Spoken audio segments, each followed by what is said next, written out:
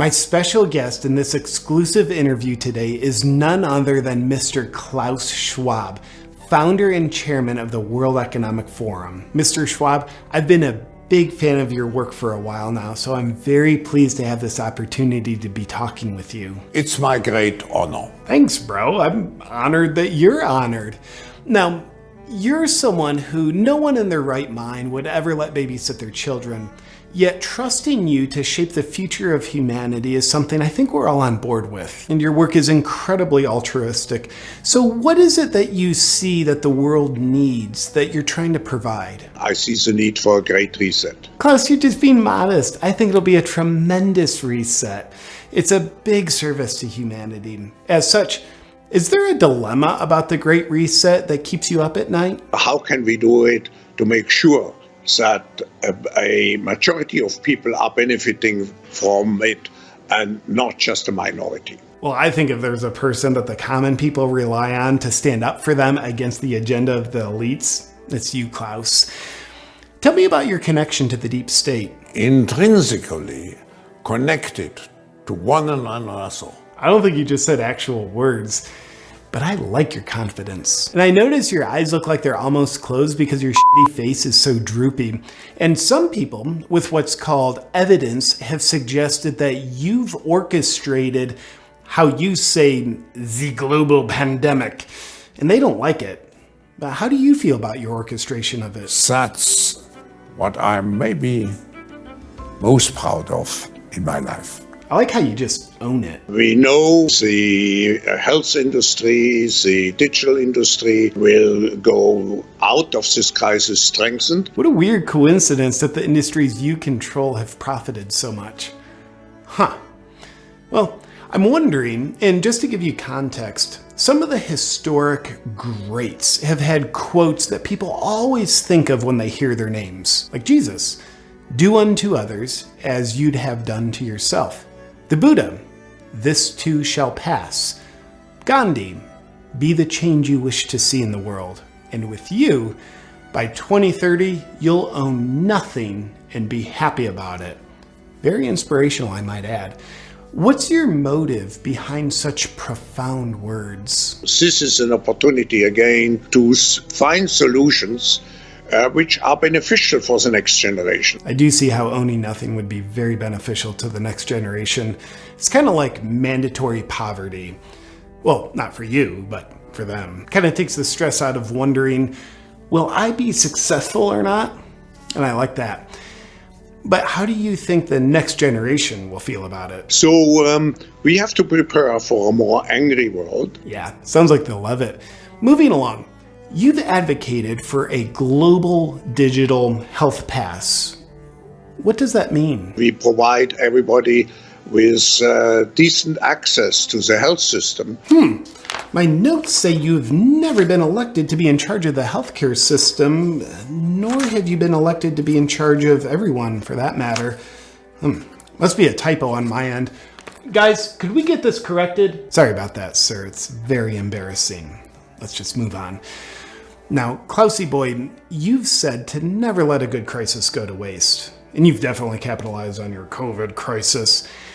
Do you have plans for another crisis? Perhaps an even bigger one? The environmental crisis, the climate crisis could be a much bigger one. Can't wait. However, we do know that global energy systems, food systems, and supply chains will be deeply affected. There are no coincidences, are there, Klaus?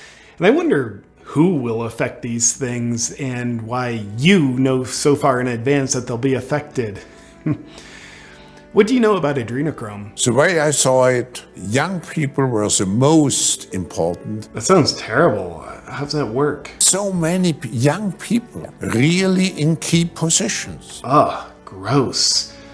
To be honest with you, I don't really approve, but it's probably just a cultural difference between humans and reptiles. Schwabsky, your narrative says a lot about helping people and bettering their lives, while those who believe in the conspiracy theory called reality see your actions as ones that hurt people and make their lives worse. And I think we shouldn't see the two as contradictory objectives. Good point. I see how the square peg fits perfectly in the round hole. Accordingly, you've talked before about genetically editing the population, and your top advisor, Dr. Noah Harari, has talked about you elites building digital dictatorships by hacking humans and re-engineering life.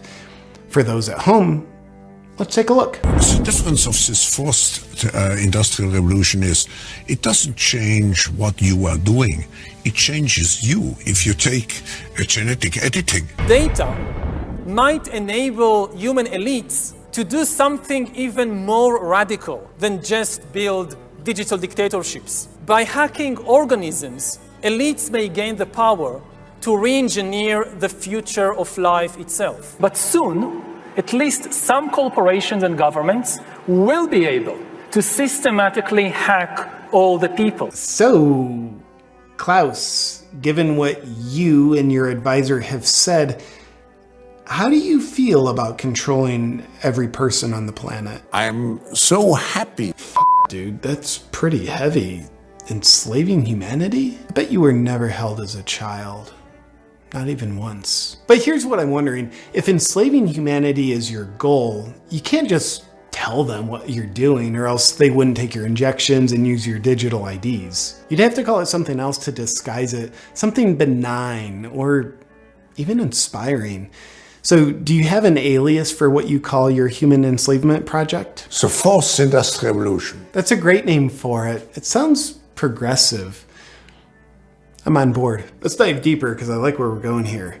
So to control people, you'd have to get them to depend on you and all the governments that you control. And we all know that the only way for the few to control the many is with fear. And I know you're big on helping people by fear-mongering about your climate crisis.